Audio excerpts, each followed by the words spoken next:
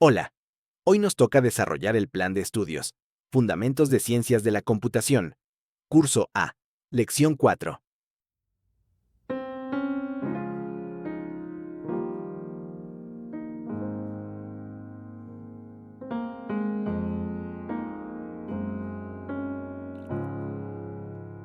Para que Scratch llegue hasta la bellota, encaja el bloque en la parte inferior del bloque y luego presiona Ejecutar.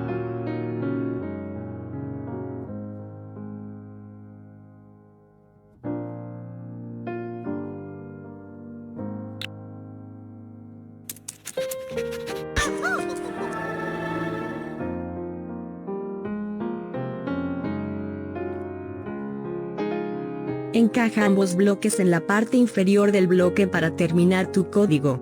Luego, haz clic en Ejecutar.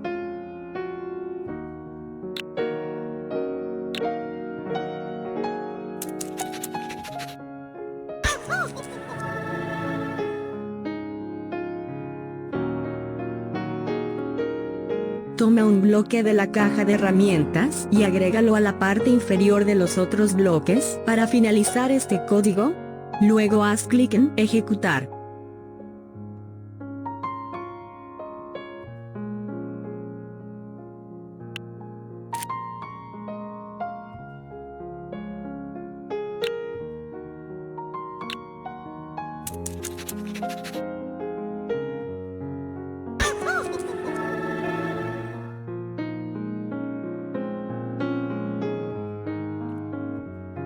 Hay un bloque sobrante al final de este código.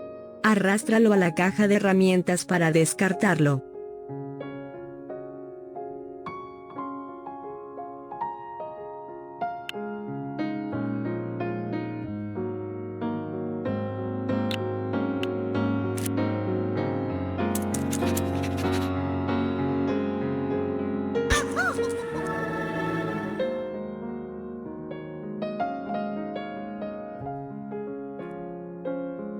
Puedes averiguar qué bloque tienes que añadir debajo de los otros bloques para terminar este código.